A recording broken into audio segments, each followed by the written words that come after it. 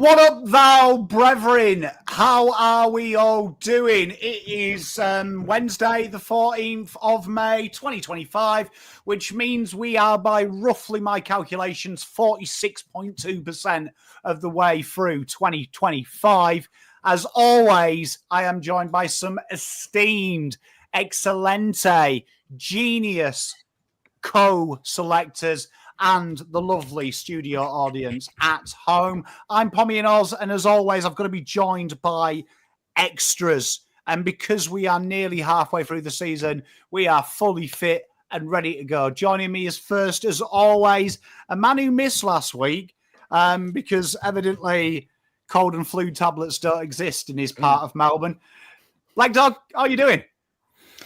I'm well, mate. I'm well. Happy to be back. I'm glad that you guys got to see the truth that is Jackson Binns being the best player on the Carlton Football Club's list on the weekend. And I can assure you that if I was on last week, he would have been my first picked as well. So I was very happy.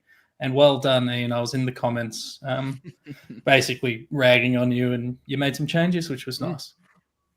He did, and there's a good little segue that into a man that his football knowledge and his good nature and humour is only surpassed by the fact that this guy can pluck a guitar string better than Jimi Hendrix.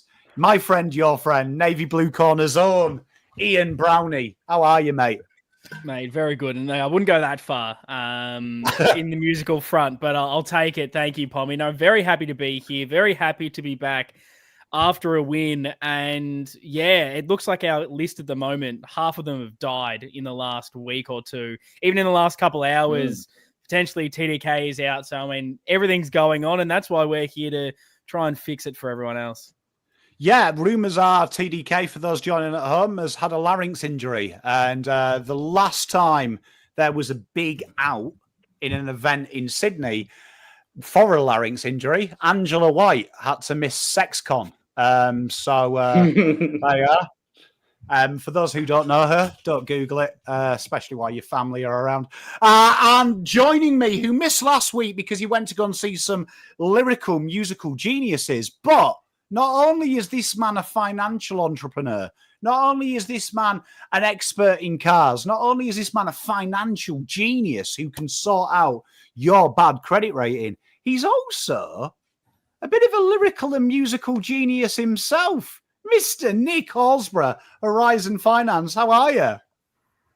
G'day, group. G'day, Pom. G'day, chat. Yes, I'm back from having my personal private lap dance with Cheney last week, and what a sensational gig that is. In fact, I've just told him to play on Thursday night at the Corner Hotel, not fucking Wednesday night, so I can attend a very, very important team selection show. So I ain't missing this one. And good to see the Blues have bounced back. I feel like I'm bipolar. I feel like I've almost got mental health disorder. That's the way I'm feeling this week. And I was feeling very, very confident. And we find out that TDK is potentially not going to show up with his larynx injury. So who knows what's going to happen? It's not a real injury, larynx injury. It's completely made up. Like, I'm pretty sure I used that excuse to get out of going to my mother-in-law's. You know what I mean? So he'll Is that play. Like you can play? You've just got to shut up. Just shut up, TDK. Play. Do you know what I mean? I'll go down and just slap him and say, "Come on, mate, have a strepsil. You'll be right." But of always, it is cold and flu season. You'll see two of us are rocking a beanie, but we are joined as well by a man that we've got finance covered. We've got DJing, we've got music, we've got intelligent banter with Lek Dog and Supercoach covered, but we also need Media City covered. And we have got the only man in the world you can trust who has journalist in his job title, because the rest, they're liars, they're cheats, they're scoundrels, and they're crooks. But our very own journalist extraordinaire, John O'Baruch, Gardner Stand. How are you, good sir?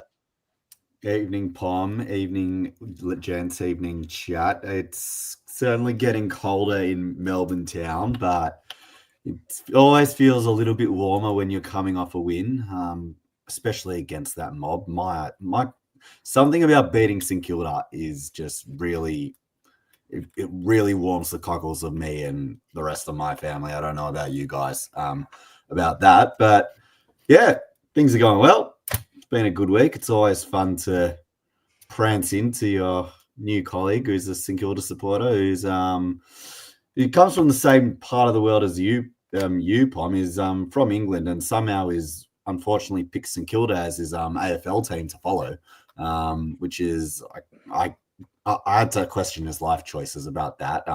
But he is from Norwich. That might have something to do with it, but he is a lovely guy. Shout out to Warren. But yeah, good week, and find out on the train, or find out earlier today from you, Pom, that TDK might have done himself a mischief. But I'm just like you, mate. Take a Strepsil and you'll be fine, bud.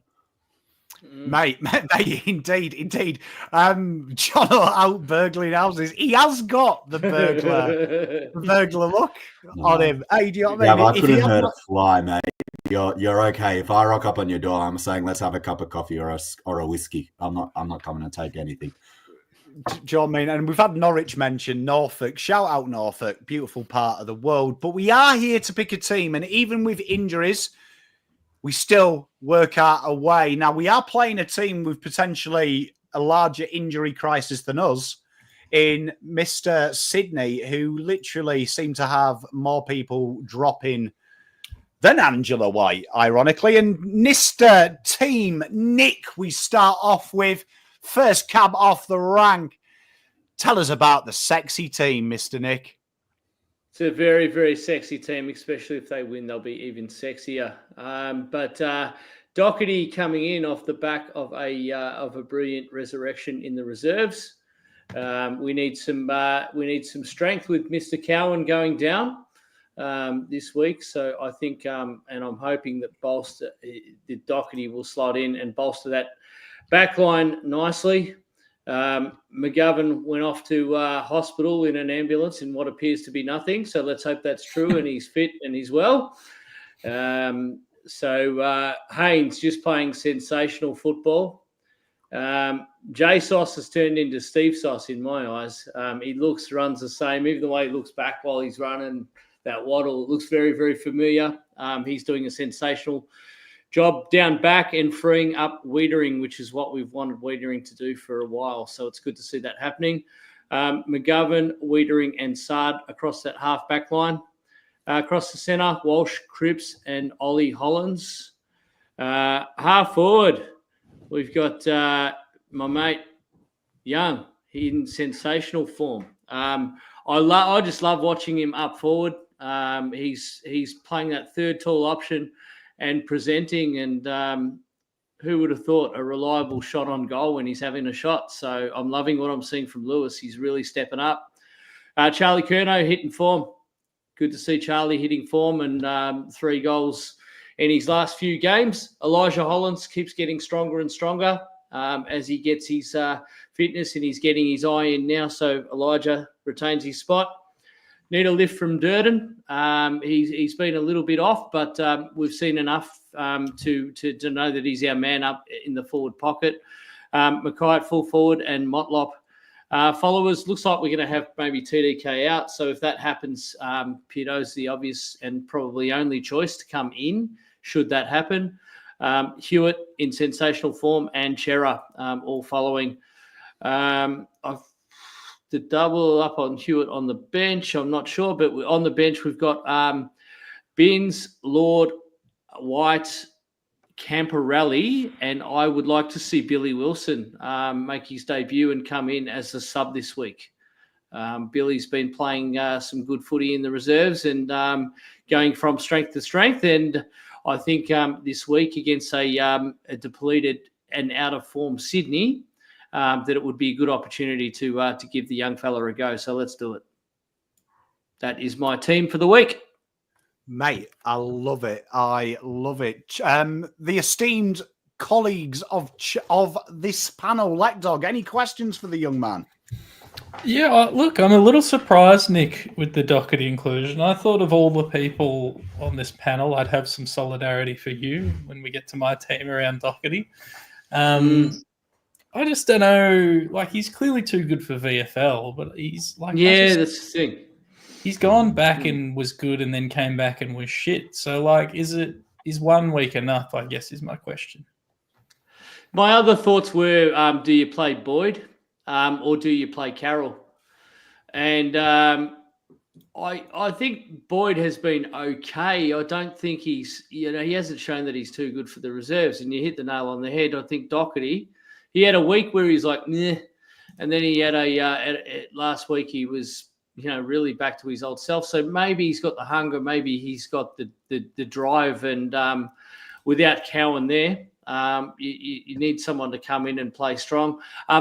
Carroll was my other selection, but I think Carroll, after a quick solid run, could do with a little bit of a break and just one more week in the reserves for me.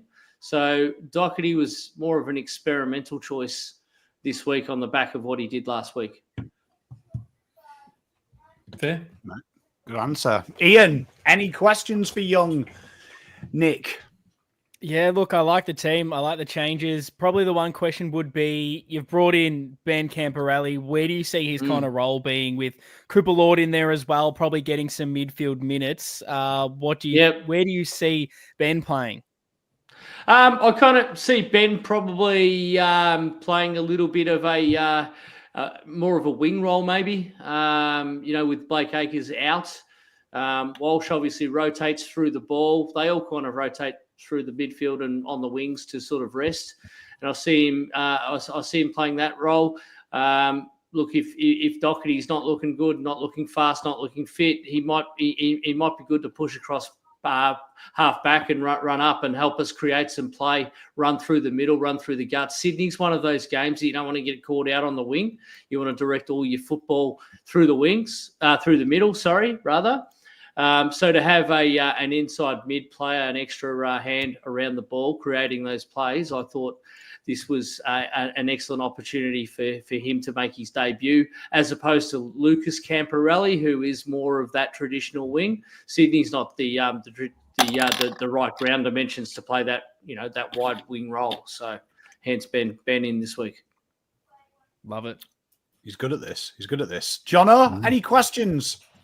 Yeah, I like the team, Nick. I like the team. I'm gonna stick up for one of the guys that you've moved out of the team, Frankie Evans. Like, I'm not his biggest fan, but I don't think he did a hell of a lot wrong last week that deserves a straight up omission.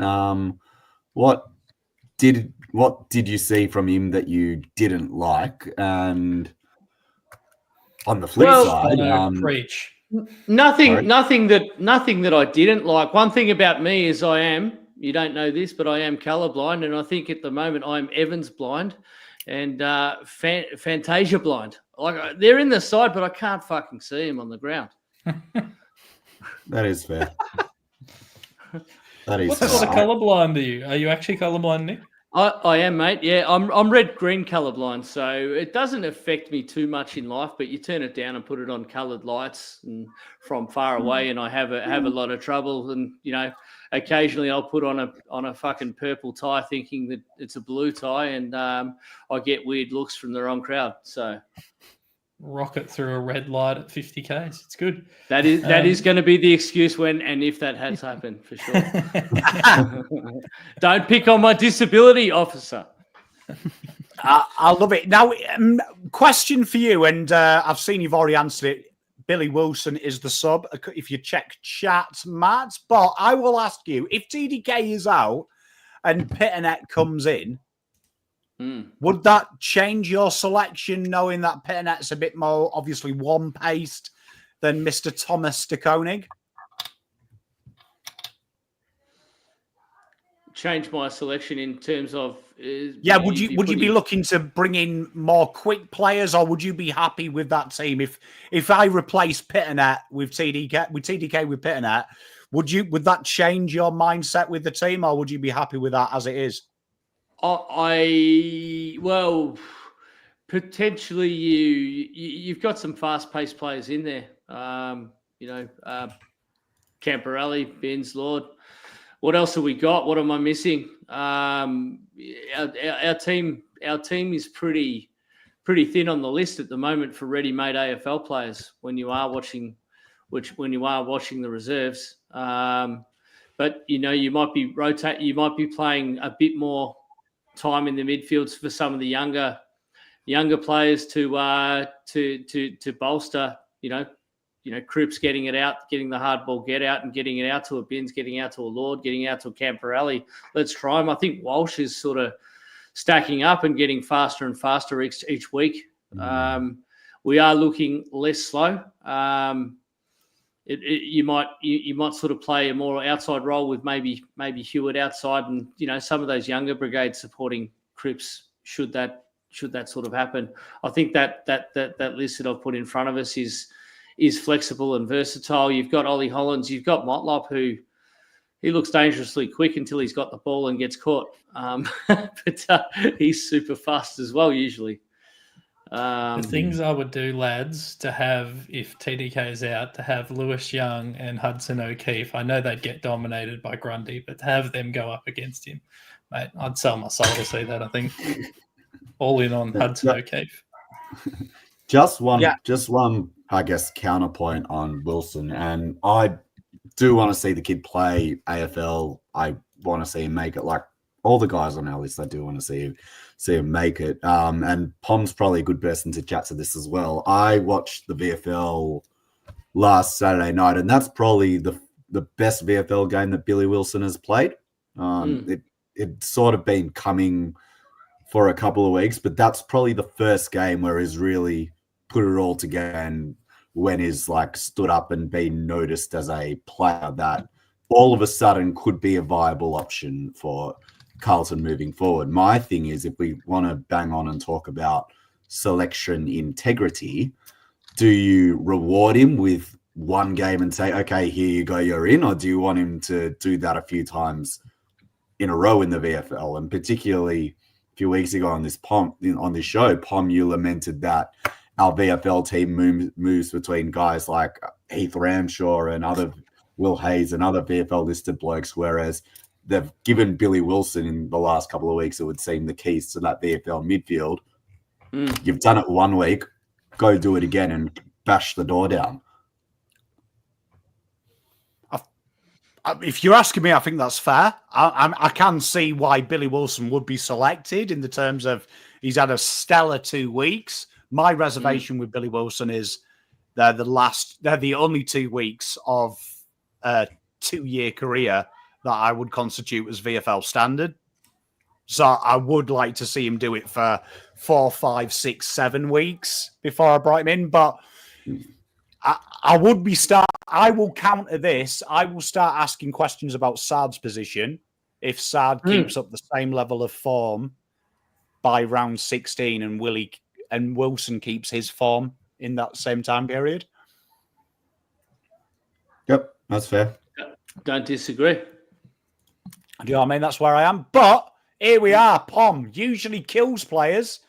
This week, I'm backing him in. So I went quite simple this week, bringing in Carroll for Cowan. I think that's like the most obvious lateral deal. Carroll seems to be the next man in. I did and ah with Doc. I do think it will be Doc. If you held a gun to my head, I've heard rumours that the only way that Michael Voss can maintain an erection now he's past 50 is by watching Doc highlights. So it probably is him. But I've brought Matt Carroll in, similar type role.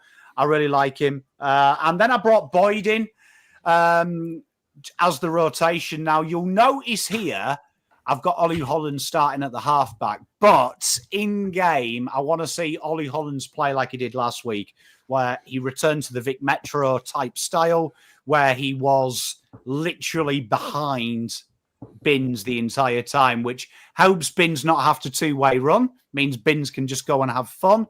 People talking about 40% disposal efficiency. Jackson Binns, where he turns the ball over, it's in the forward half of the ground. So that's where Carlton should be doing their defending. If he's coming backwards, that's where it'll be an issue. So I'm quite happy with Binns doing that, providing he's kicking it inside 50, not threading a ball down the back. So Boyd comes in as that extra. We like to move Matt Carroll and Boyd up the ground when they have played, particularly Boyd around stoppage. So I've tried to do that. And obviously, I looked at Evans. I know people hate him, but the big strength of Sydney is their ability to turn it over in their defensive half. They're still a top 5 turnover and defensive half side. That is where they're good. They've only got better this week because Callum Mills is back, who is a big two-way runner, and they have a target in Joe Lamati, which should tidy up their equally as poor inside 50s as Carlton.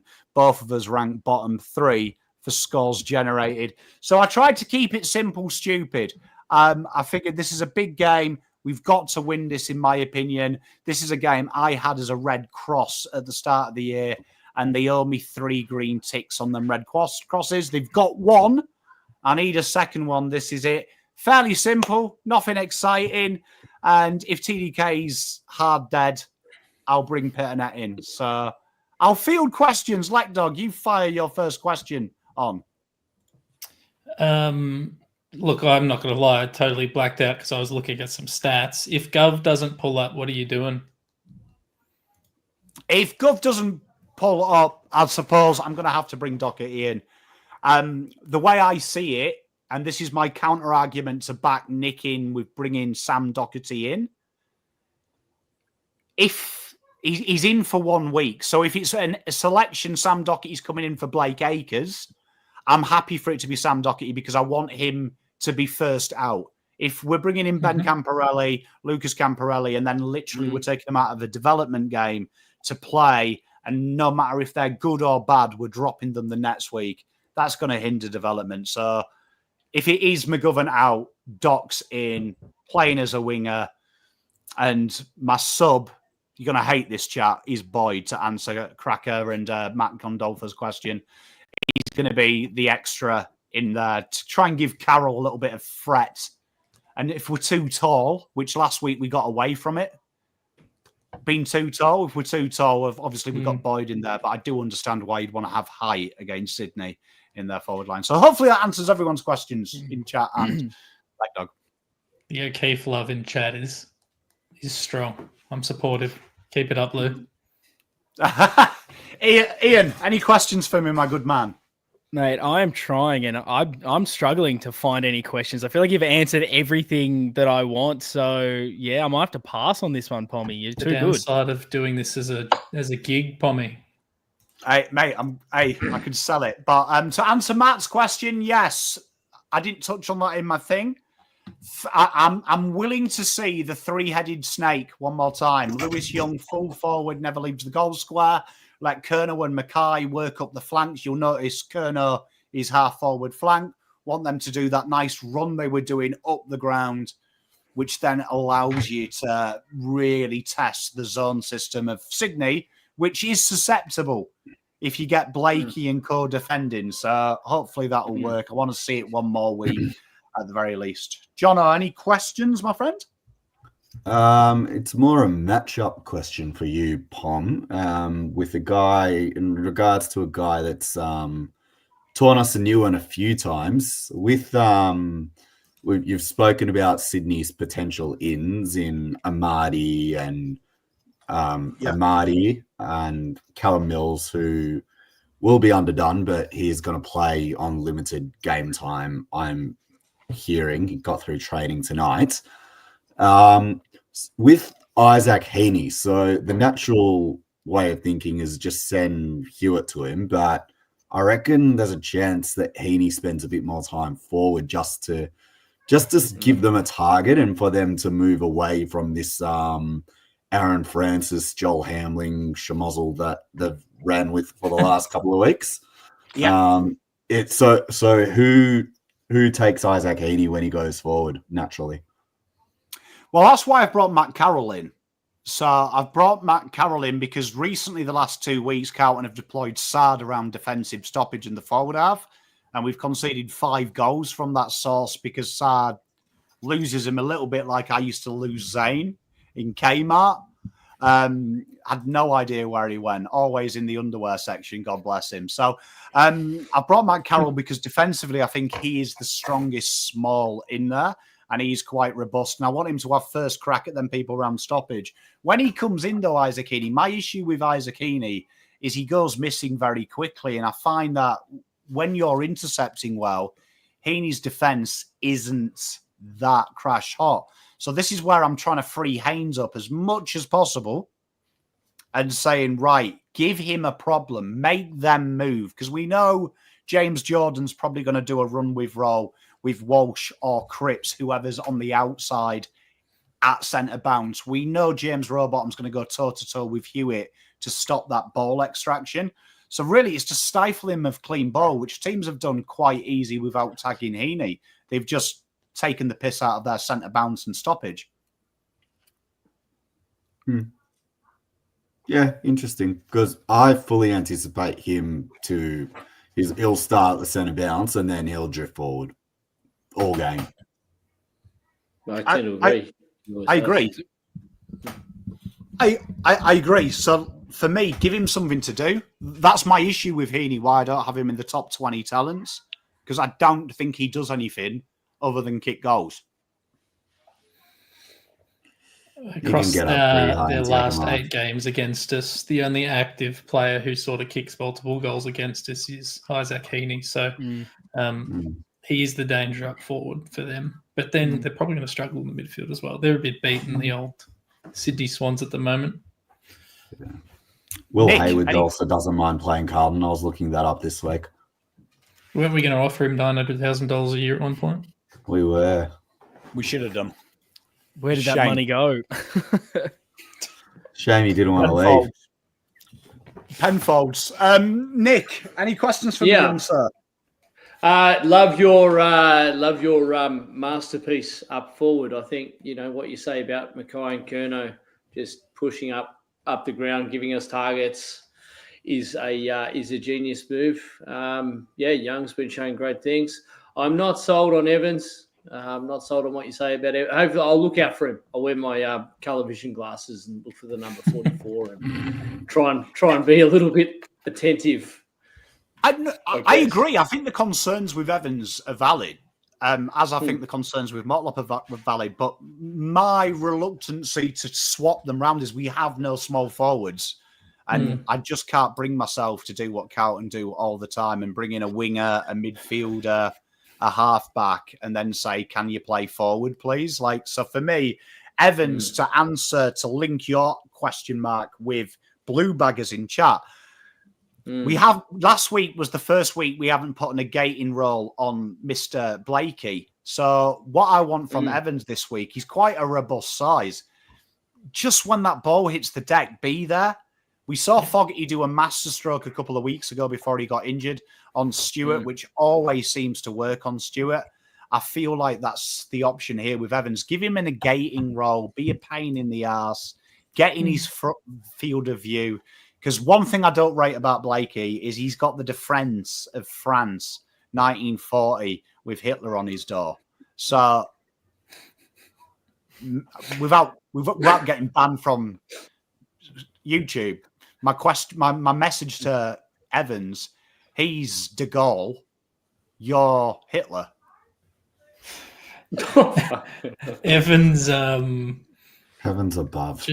Just going to shift topics there for a minute. Evans' tackling was solid on the weekend. I think particularly his pressure inside 50. I think it's a weird role, and again, it's similar to that Fogarty role when he's not kicking goals. It's like, what's his point? I think he's in there for pressure. I don't think dropping him after a week is the answer.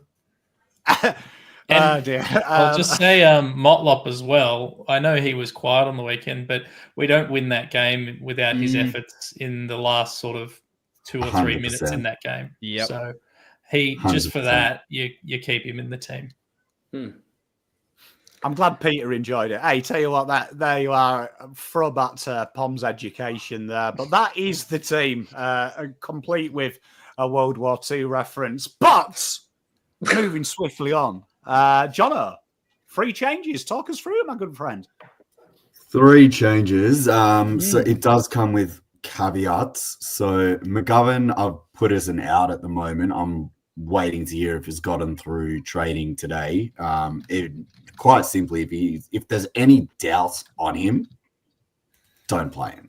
Just that's it. So that's quite simple for me. The other two have been shared by a couple of guys here. So you've got Carroll in, you've got Boyd in, mainly just to shore up that defensive end. Sydney are a little bit taller up front, particularly with the weird makeshift things that they're going now, because they just need to have a tall target. But it's sounding like, so McLean will play, and it's sounding like Joel Amati will play as well. So that kind of gives you some taller targets. Whether they do something interesting up front will be good. I heard Weeders say something really interesting on radio today with Jared Waitley. He was made mention of the role of the defensive forward, and particularly the defensive tall forward that most teams seem to be running with. For the first 5 minutes of the St Kilda game, I watched Lewis Young like an absolute hawk, and for the entirety of that first 5 minutes,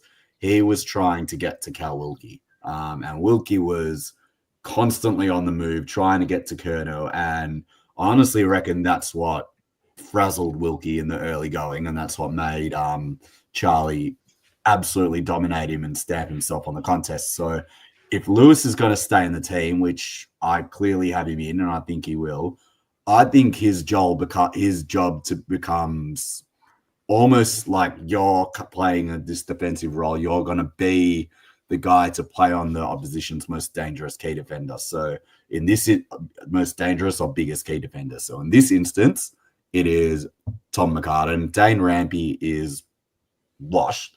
Still okay on his day, but he's a bit old.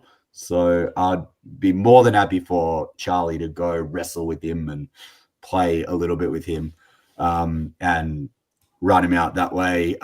Lord gets a full game. I'm keeping Evans in because, as I said, I don't think he did a lot wrong to really be dropped. It was nice to see him stay in and stay around the game a little bit more than probably what he has been. So, but I like the idea that's been tossed around already of giving him a negating role. I think maybe on someone like a Nick Blakey, just someone there, really stop their run. Remembering as well, the SCG is a shorter ground, and what Sydney have liked to do generally, it's kind of not really there this year under Dean Cox. We don't really know why.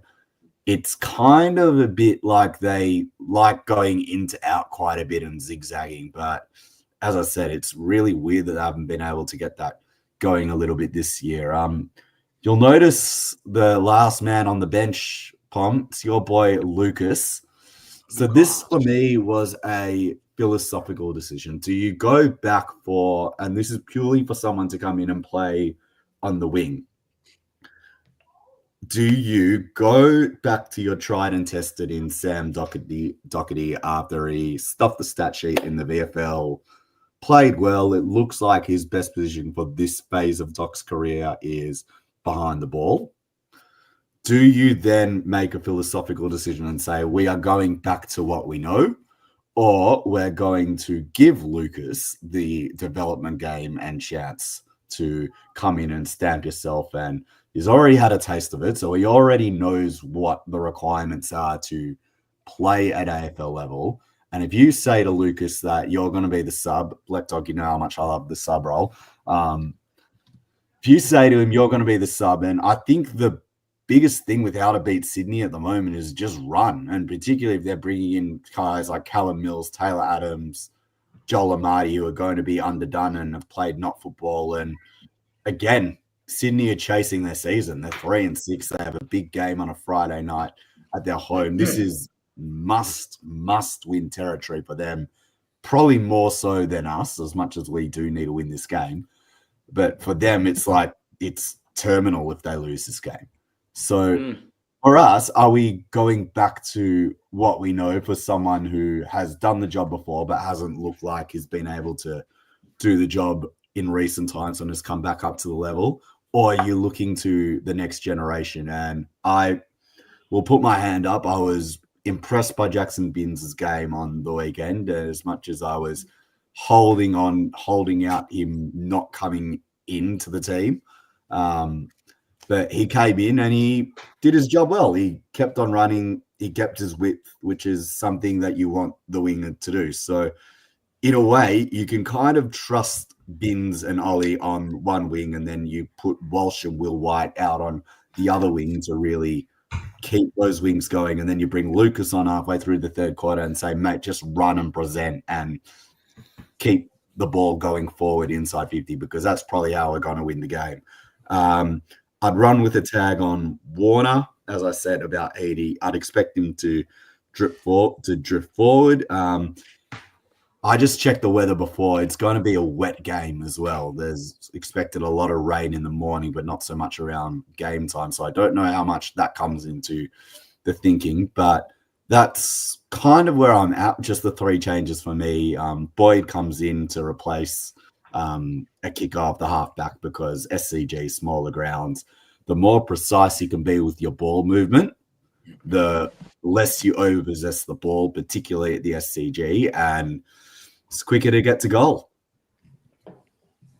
Mate, I love it. I love it. Shout out Bevton as well. Chat, if you are one of the guys that has received 5 memberships, say cheers, Bevton, you legend. I know some of you will have got it.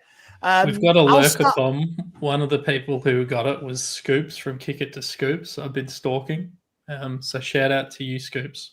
Oh, Scoops, Scooper Gretch. I love it. I love it. I'll ask a question. If Mark, who is TDK? Let's just say TDK is out, right? Pitternet took the sternum injury. According to the club, it was less severe, was Luke Parker's words, than Mitch McGovern's, right? So he said it was precautionary. It was way less than what McGovern did. So we can suspect he plays. Let's just say the club has done a Laura Kane doing a statement about umpire recording and has lied, heaven forbid, right?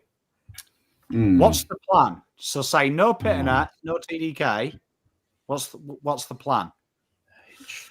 What's the plan is Lewis Young plays first ruck, and it's time for Hudson. It's Leckdog's wet dream. I'll be very excited if that happens, because Leckdog is adamant we don't win a flag with any ruckman we've seen so far.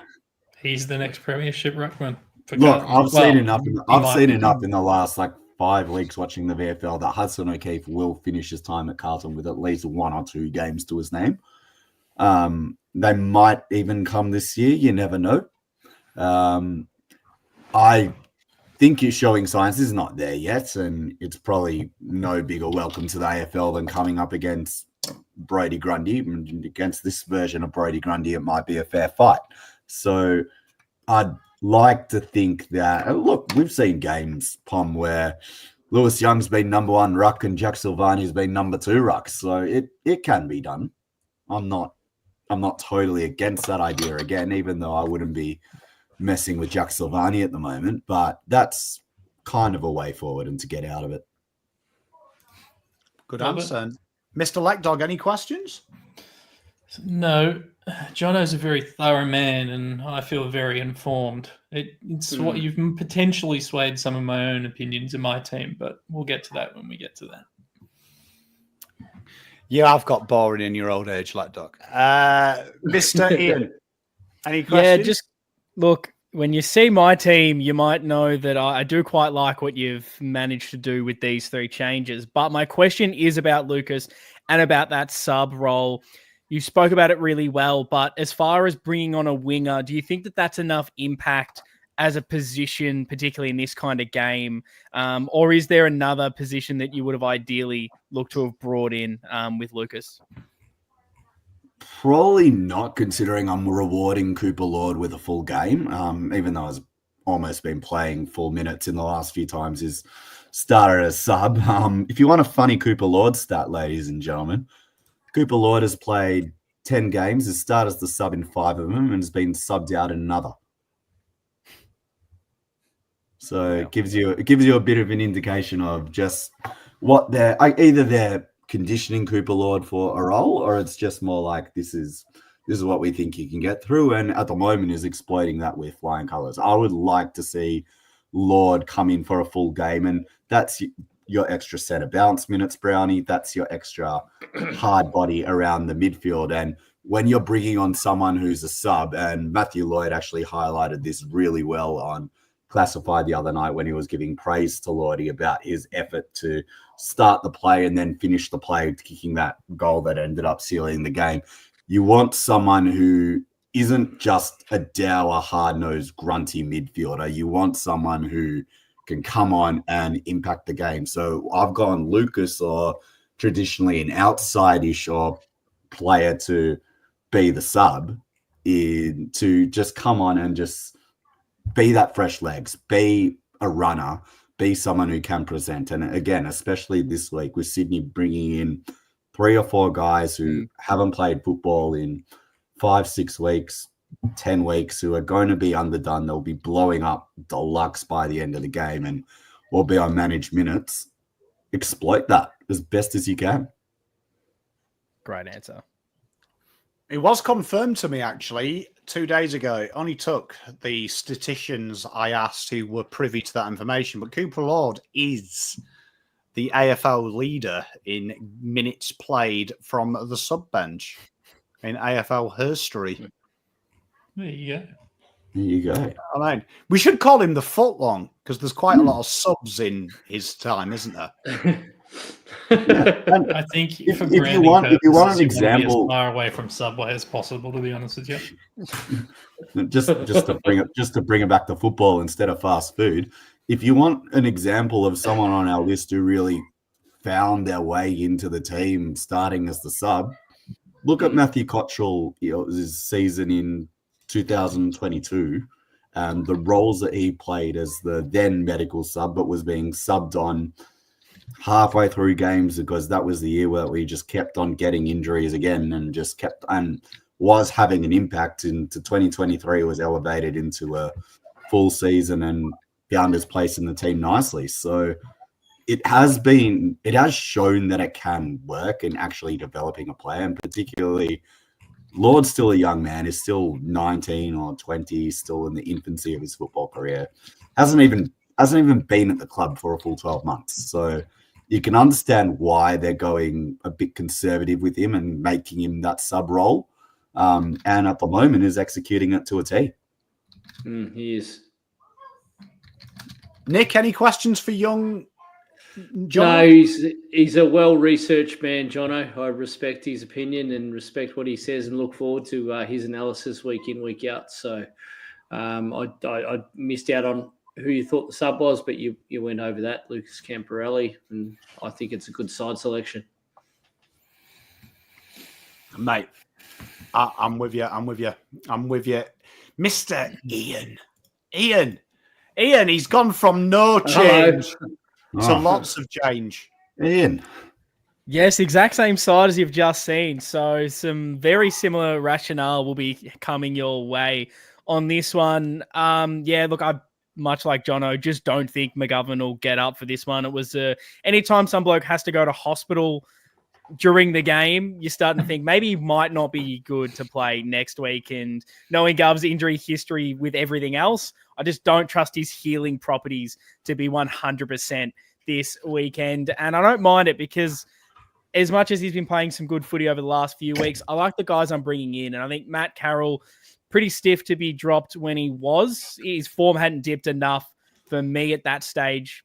So bringing him in is beautiful. I think he can add just that defensive component of the game, real scrappy down there, then also wants to take the game on, which I think we definitely need, particularly against Sydney on that short ground you talk about, just those attacking options. When we saw against the Saints how they were just so well drilled to be able to stop our ball movement for quite some time. And I think just getting guys like him and Boyd into this team will just help our ability to move the ball from that back half. And yeah, Boyd comes in as well for Cow, and just 2 defenders out, 2 defenders straight back in. And I think we become a little bit more attacking as well from that. I liked Binns' game. He did not put a foot wrong, so he stays in this team.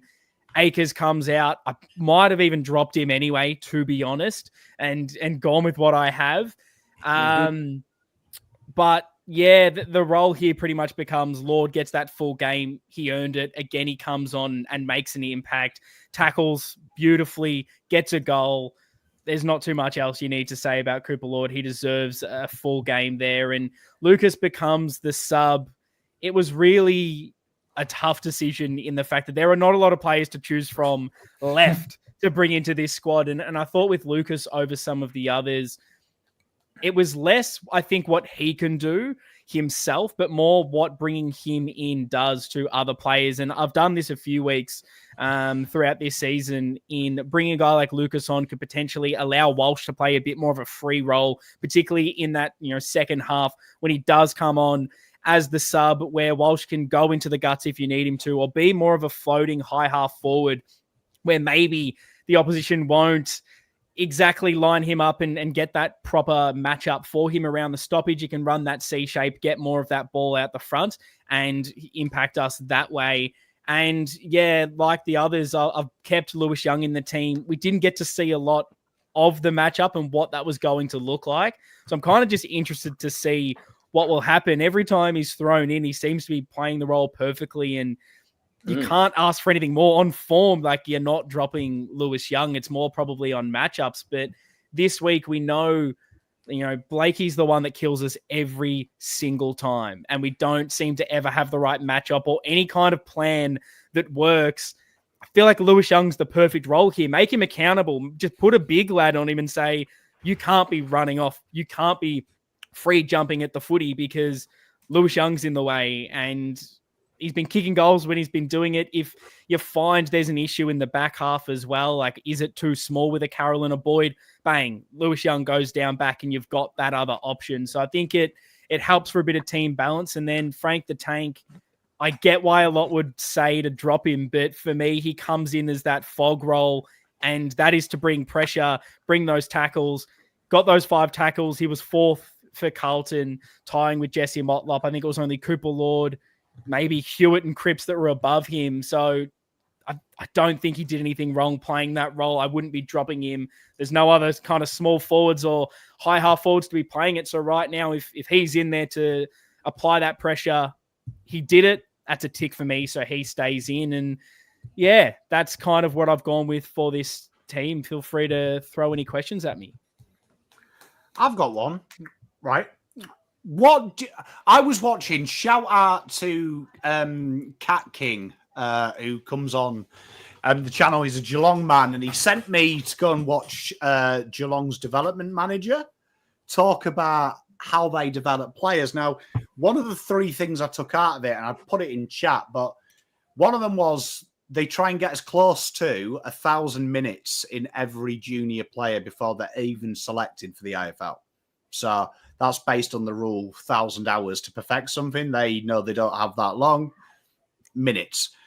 Then they have one there that when the player's ready to come in, it's not an in-out job unless it's the back end of the season. And he mentioned Connor O'Sullivan, who played 1 game towards the back end of the season. It's like a reward for hard work. Under the proviso, he's not playing. But number 3, which I thought was really interesting, was it's 1,000 minutes of that role, and you can only come in for that role, right? Now, with Lucas coming in, where do you sit on, would you, 2-point question this. Question number 1, do you think Lucas Camporelli stays in next week if Akers is fit? And then if not, what do you think that does to Lucas's development in the terms of, like, he gets pulled out, he's getting a bit of form, he plays 20 minutes this game. Do we not feel that that might stifle his development? In that case, would it be better just to sacrifice Doc? See, this is a great question, Pommy. And that was honestly what I was tossing up in this is, do I just go Doherty for the sake of someone as the sub and just let Lucas develop? Because it's been an issue for us in our development of everyone. It feels like as soon as someone plays a good game, we want to rush them in and we just want to see them. And that's fine. Us fans, absolutely. That's what we want.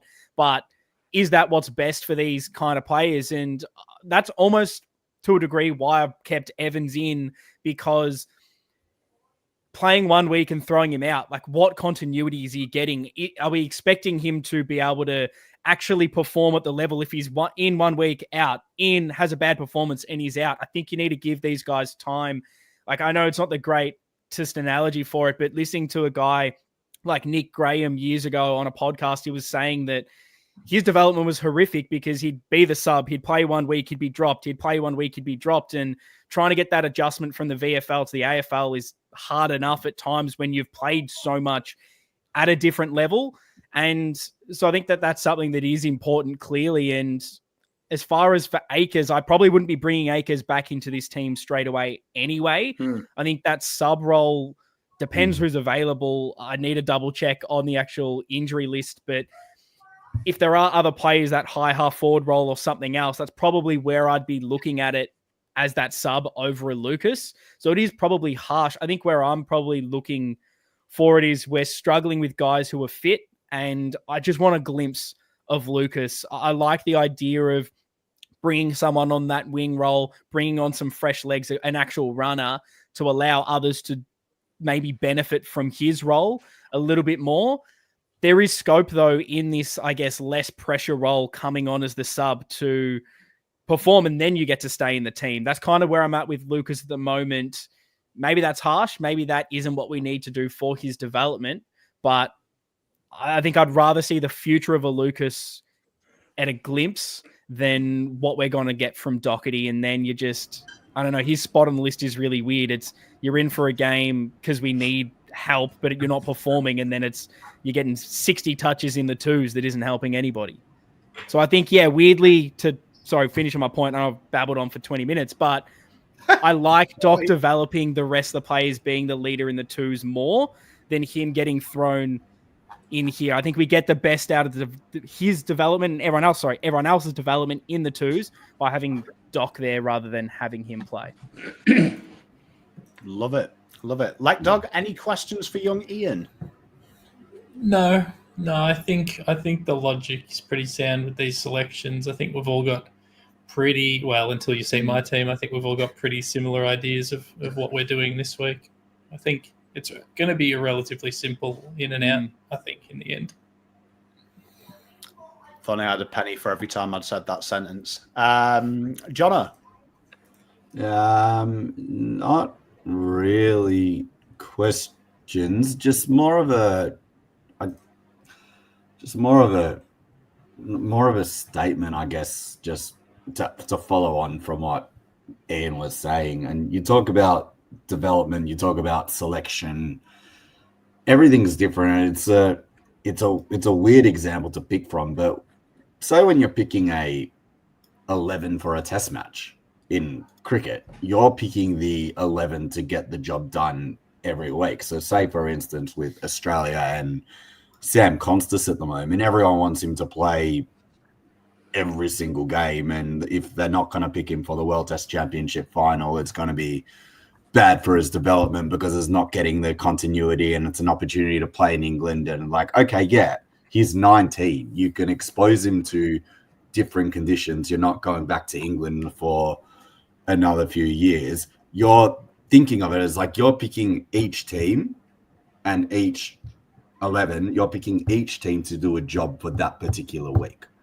And sometimes you have to make philosophical decisions as to like, am I picking a team for this particular week, or am I picking a team for not only this week, but to get a look for the future. So in the example that I've given for the Australia and Constas in the World Test Championship, they're picking a team to say, we're picking an 11 to win us this one-off test match to win a trophy, and then we start a new cycle.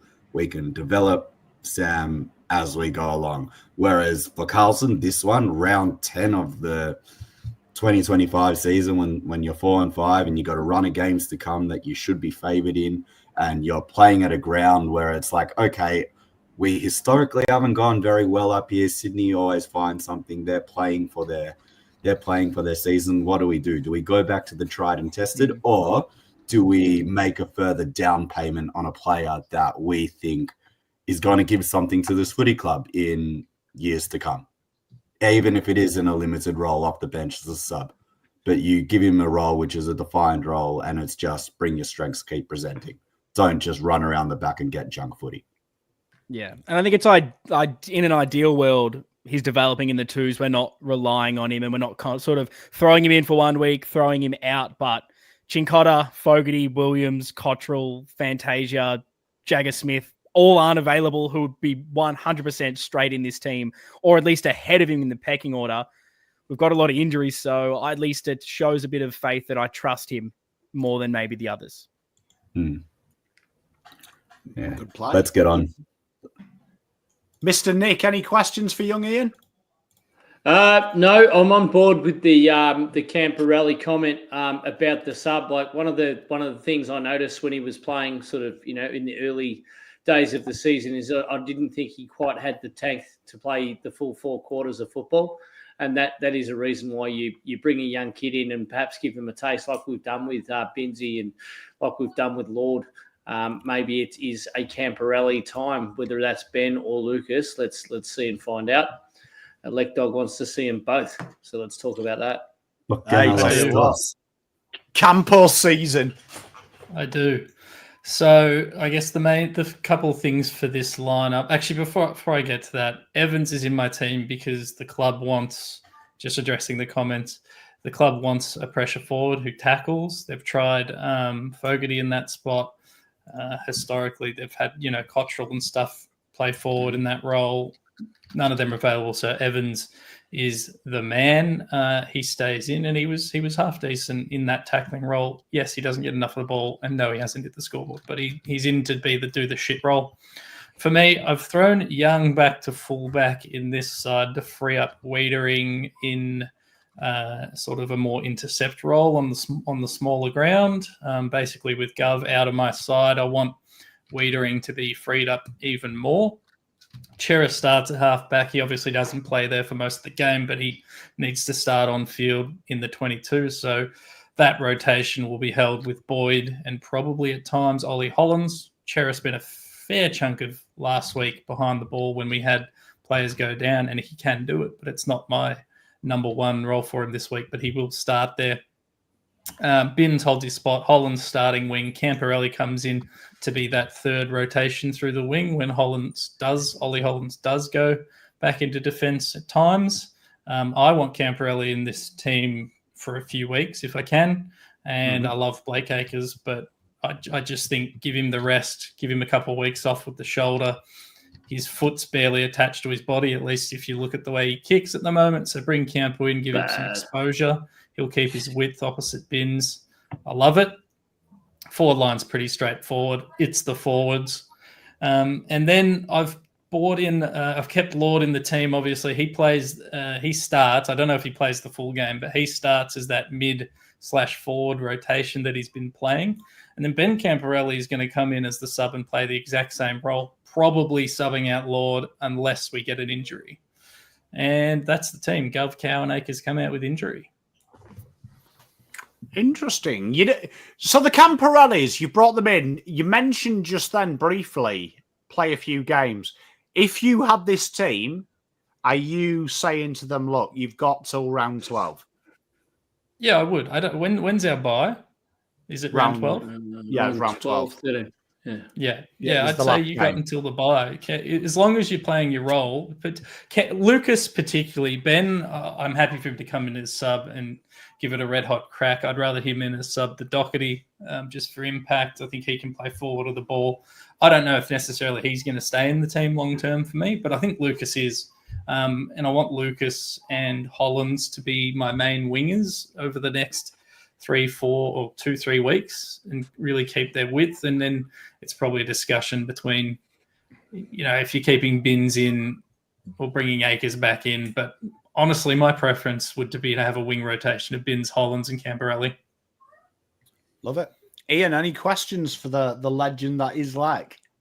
Look, you've absolutely gone through it all perfectly. My question is mainly, which I think I know your answer, but I'll ask it anyway.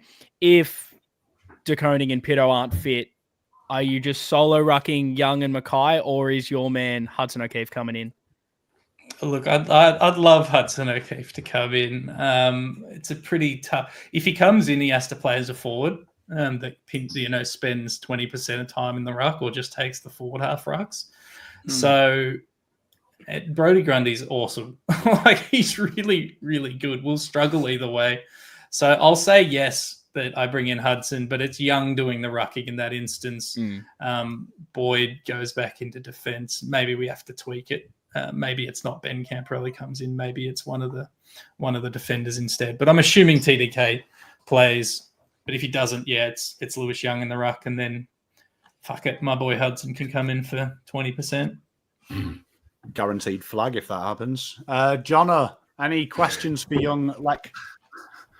No, I pretty well explained. Just with Ben, so I think I drifted off and was distracted. But is Ben your sub and is playing the Lord role off the bench? Yes. Yeah, he's my sub, and he's probably rotating with Lord, pending no injuries. Probably rotating with Lord. Okay. And if Evans is playing the shit role in the forward line, who's he sticking himself to all game? There's a few guys there that can. Yeah. Be I've just been looking through the numbers while we've been talking, and obviously, like, these are guys that rotate through the mids, but Heaney and Warner are the ones that have done the damage to us on the scoreboard recently. And then, Hayward is another one that's pretty dangerous. I don't think he's good enough to go with those first two, because I think they can just move him to the midfield as well if he is doing a good enough job. So I guess it's Hayward, but like he's tall. Like he's not massive, but he's tall. It's a bit of a tough one.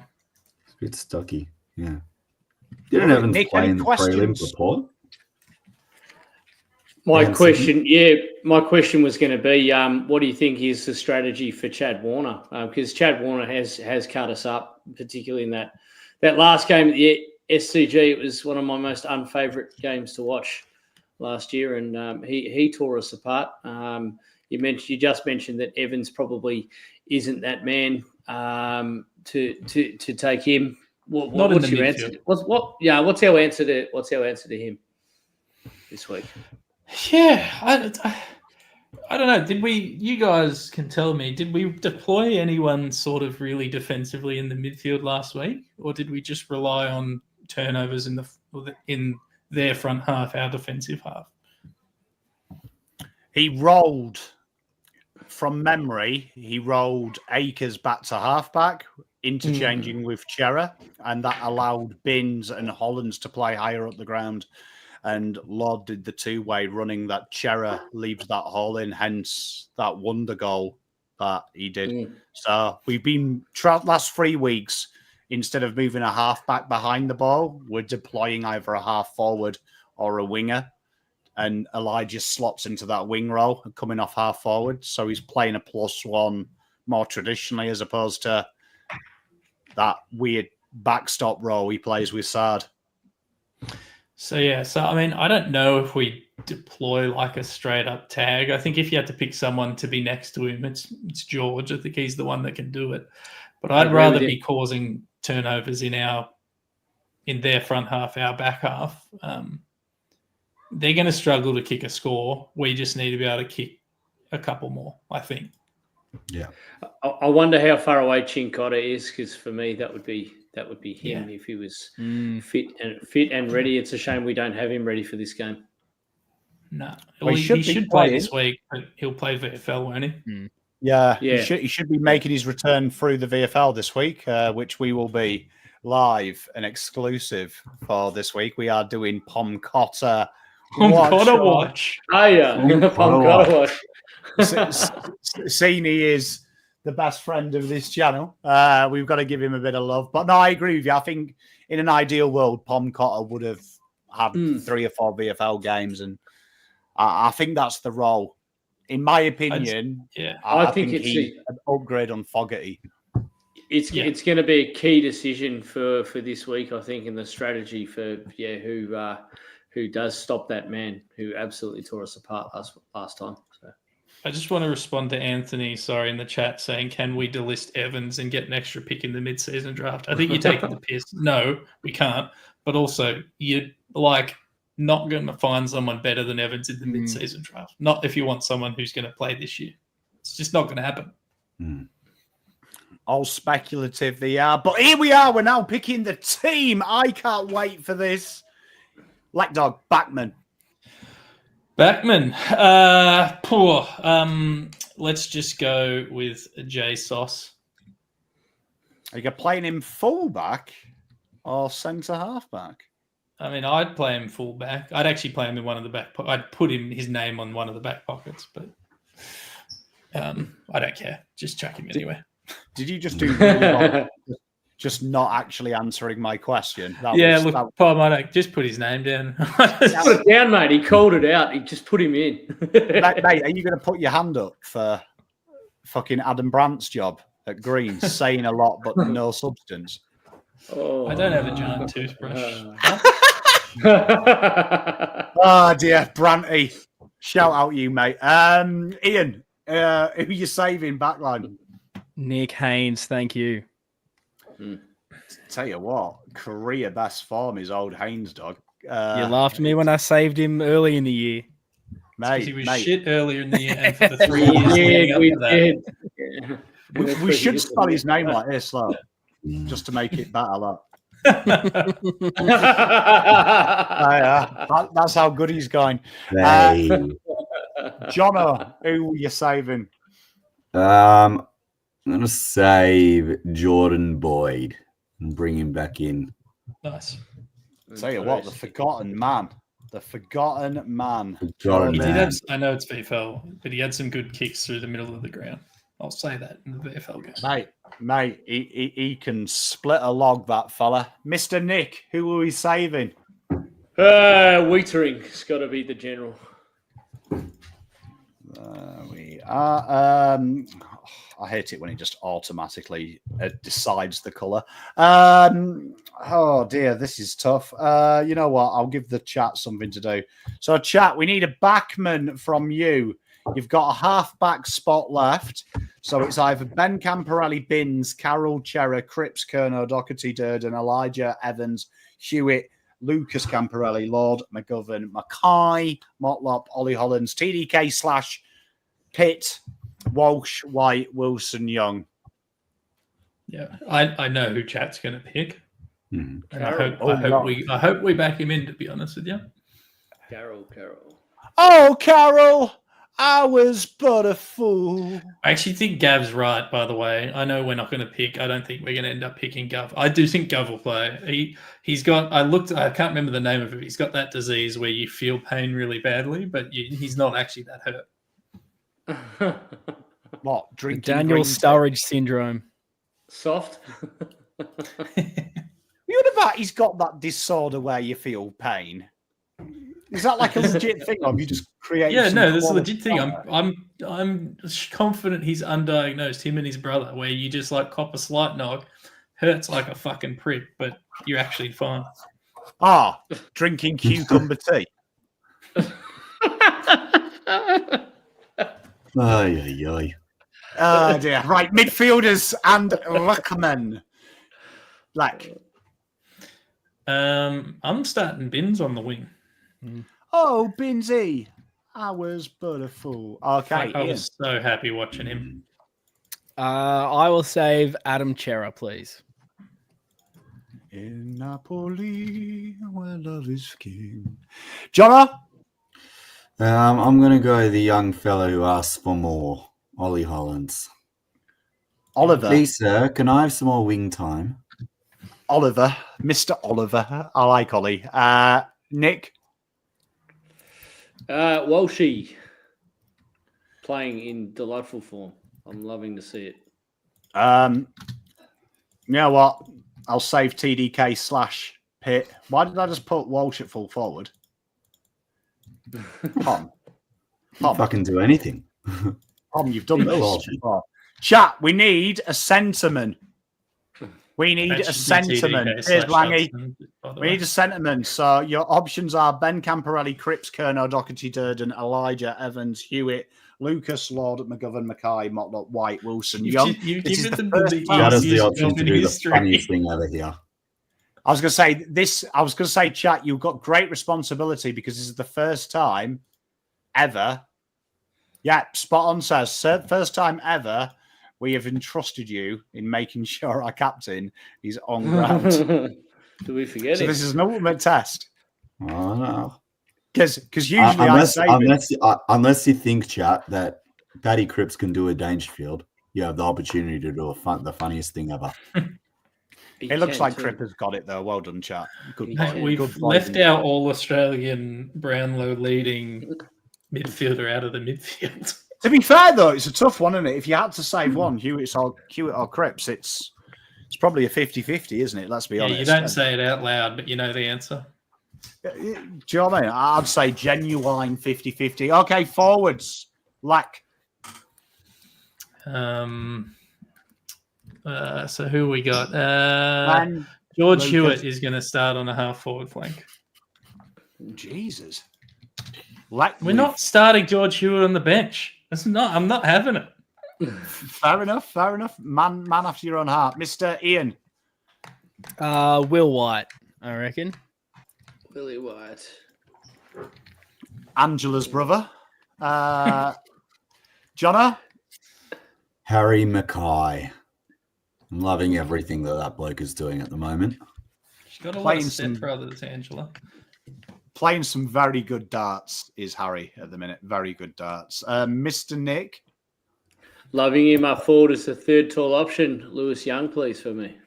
Look at young A. Tell you what, this. Okay, I'm gonna save Charlie. Okay, chat. We need a forward. So you've got the Camporelli boys: Doherty, Durden, Elijah, Evans, Lord, McGovern, Motlop, or Wilson. Tell you what, that's getting quite tough now. Once you've done It 18. is. I was just thinking that, Tommy. Look at that. Damien, a man after my own heart. He went Hewitt earlier. Now he's giving Jeffers some love. Lidge, Durden, Ben Camporelli. I love Grant's boldness after saying let's not play players out of position straight away. We've done it. Lidge, Durden. I'm guessing that's Lidge. Yep, thanks, Christian. I think Lidge has it. Tell I you think we're what. coming up with the right names. I just don't know that they're all falling in the right place. Okay, so now we're on the bench. The bencharoo, right? The most important bench. Because there's some debut chances and there's some not debut chances. Lack. I'm just working out who everyone else is going to save. So I'm going to pick Lucas Camporelli. Lucas returns to the store. Okay, Ian. Frank the Tank.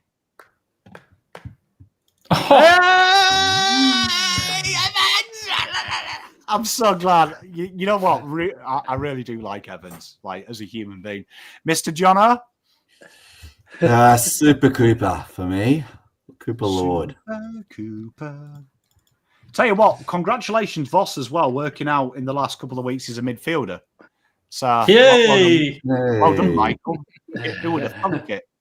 Mr. Nick. Motlop needs a bit of love, and I reckon he's been putting in and not getting enough love from the Carlton fans. So step up, Hell yeah. give him some Well love. done, Nick. Thank you. There we are. So that's what 18 plus 4 is 22. So I've got the final say.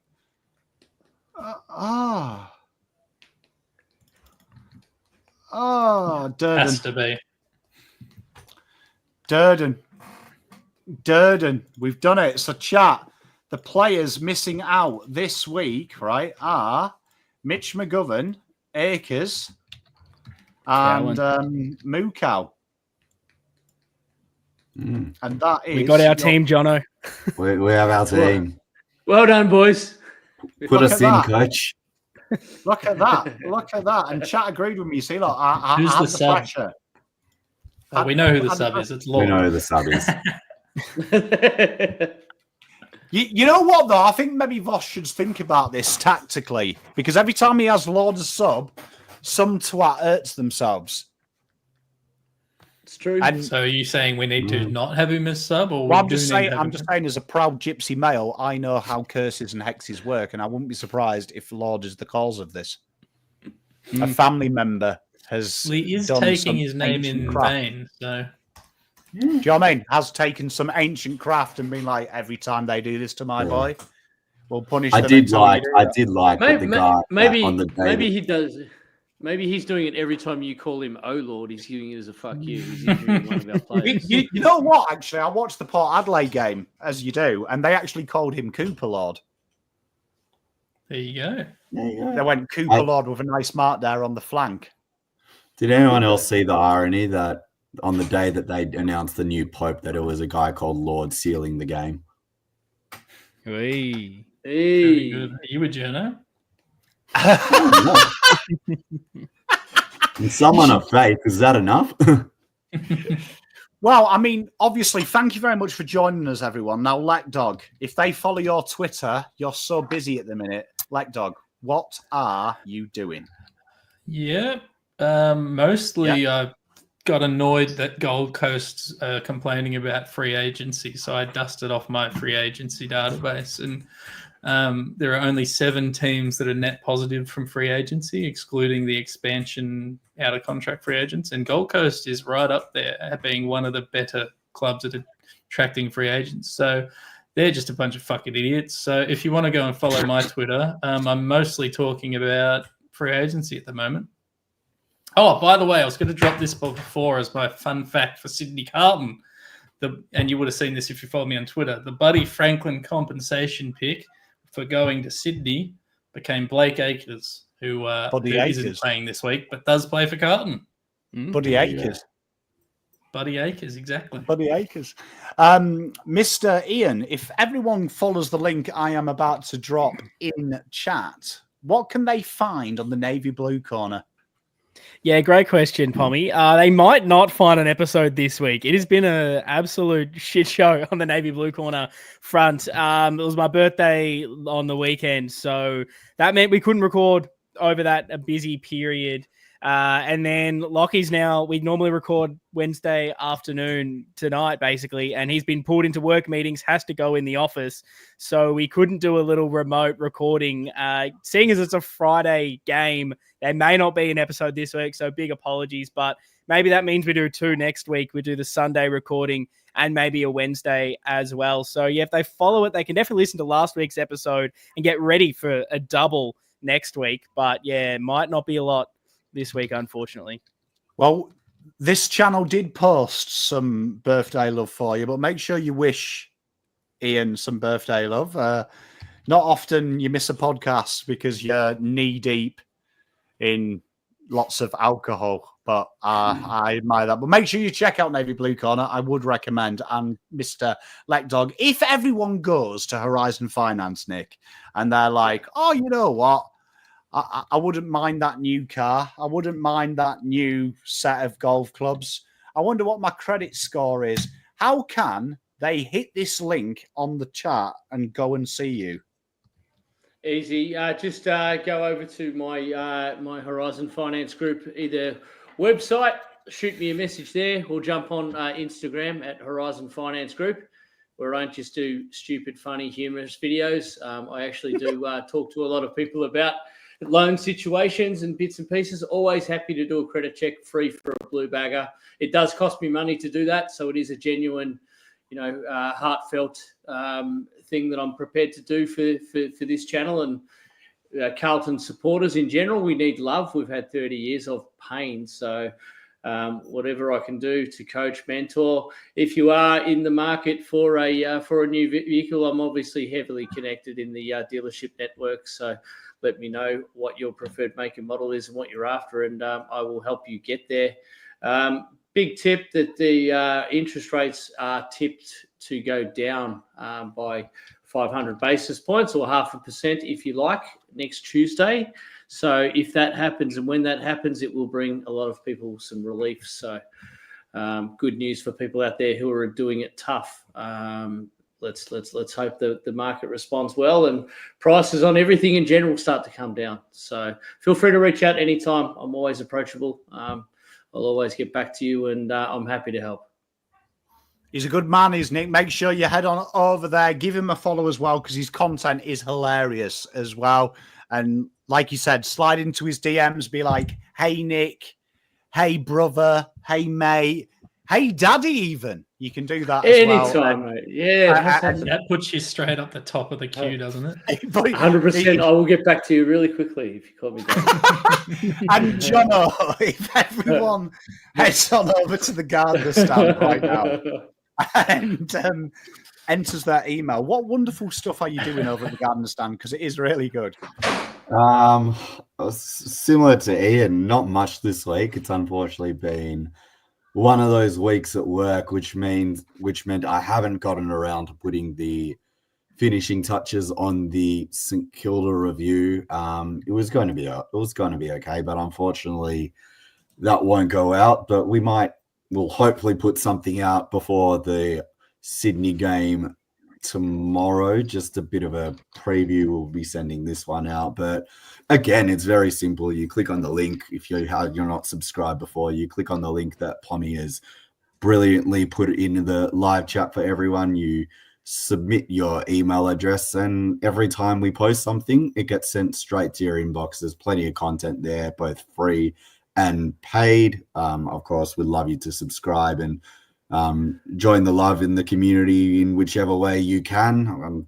As Nick said, it's unfortunately a tough time for everyone, but we're a Carlton and we're a loving, giving community, and we support everyone as much as they can. So for those of you who are subscribed already, thank you so much. For those of you who haven't subscribed already, what are you waiting for? There's plenty to go around for everyone. All navy blue, all good stuff. Thank you. If you haven't filled out that basic form and entered your email, you're a disgrace. I'm going to be totally honest. An absolute disgrace. You know what I mean? Sort your lives out. You've got things to do. Look, you enter your emails into anything. Do you know what I mean? I know some people that have that pop-up that says there's hot MILFs in their area and they've entered their details into that. So you can do Jono a solid and find out some great content, because even the free stuff is fantastic as well. A lot of work into writing. I just chat shit. Having to write it down would be a lot harder. What have we got on the Pommyinoz channel this week? Well, you will notice that the videos have gone up a level because Pom and Mrs. Pom had a good debate, and Pom branched out on the editing software. So he dropped 4 figures on editing software. So expect the next couple of months as Pom works out that I no longer just click a button. I've got to do stuff now. It's going to get a little bit better. So we've got a video that's up there at the minute. You'll see the quality is now in 4K. You'll also see there is a video coming out about 9 o'clock tonight of me having a pop shot at Laura Kane and the AFL, because they're all a horrendous bunch of lying bastards and we lay into them. So make sure you check that video out. Make sure you hit a like, subscribe. It is totally free. Helps us out in the algorithm. As for this week, you've got the watch along for Pom Cotter. You've got the watch along for Carlton. And then we're doing Adelaide versus Collingwood. We are doing that live game. So you will see me 3 times this week. Outside of that, there is loads of content coming up. We've got a massive mid-season draft and a full top 40. Everyone does 20, but not Pom. I'm about big boys. We're doing 40 draftees for the month of May to get your Gregory Pecks round. Outside of that, thank you very much for hanging around with us. Peace, love, and light. Look after yourselves and go Blues.